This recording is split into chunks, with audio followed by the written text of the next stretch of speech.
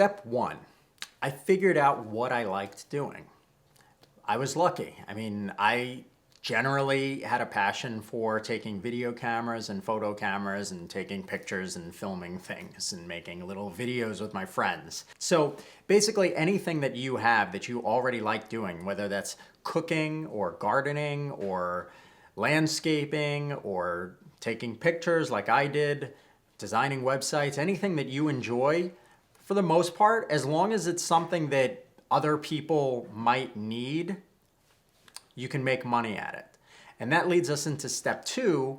So I looked up ways that I could make money with that skill. So I just started Googling and I typed in ideas and all these things came up like wedding photographer or videographer. I really got interested in the idea of shooting weddings. And this was back when I was a freshman or sophomore in high school. Step three, I started talking about it. I actually talked to my friends about my interest in shooting weddings. And luckily I hung out with friends frequently. I didn't have a large group of friends, but I saw people, got together with them and just talked about it, and it was my interest. And guess what happened? Step four. Eventually one of my friends told me that his sister was getting married, and they're like, we're thinking about doing a video, but we're not sure what we want to spend on it. I know that you've been saying that you want to shoot weddings. Would you be interested in shooting my sister's wedding? It's just because I was putting myself out there and someone wound up asking me. It did take some time, but it happens if you talk about it. Step five, yes, I was nervous. He asked me, could I shoot a wedding? I didn't want to mess it up. I was worried that I might screw it up and miss the kiss or something. But you know what?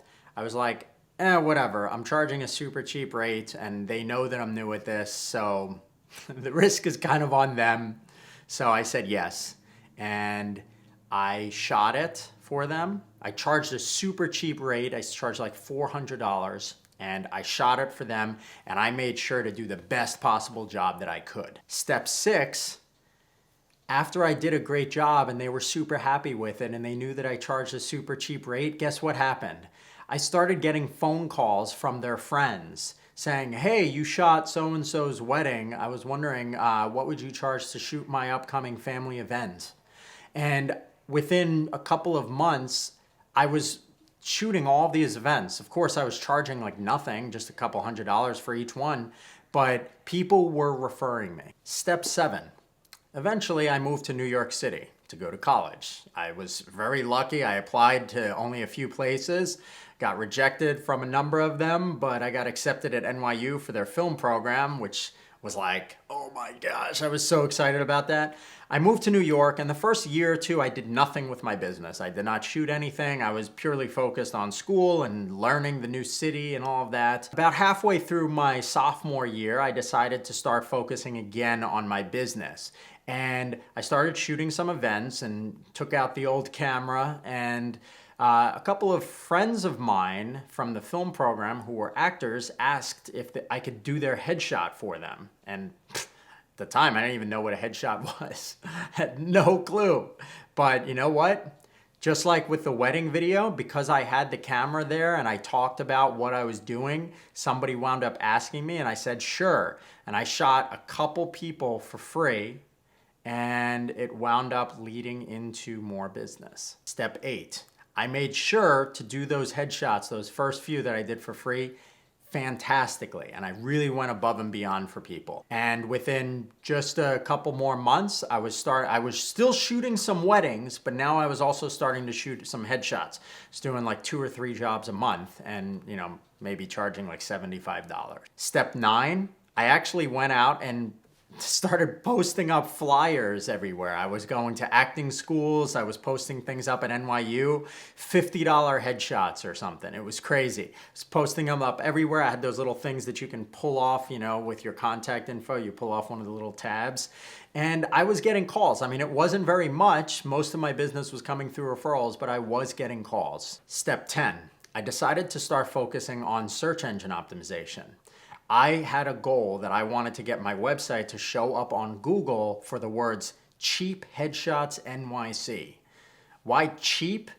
Because no one was competing for it. There was very low competition most people seem to be competing for the words headshots NYC. And I was like, you know what? If I do cheap, it's, it might be a little bit easier to get. And, people type cheap headshots NYC into Google. So I did that. And I did my research. I bought books. I learned everything I could about how to do search engine optimization. And guess what? Within about 6 months of consistent work on that and writing articles almost every day, like these little articles, I would write them on my phone while I was on the subway going to NYU and stuff. But after I did that for about 6 months, my website started showing up on Google for the words cheap headshots NYC. Step 11. The number of bookings that I had at that point, once I started showing up, went from 2 to 3 per month to 2 to 3 per week. That's a 4 times increase, and that was really good. Now, step 12, I started asking people for reviews.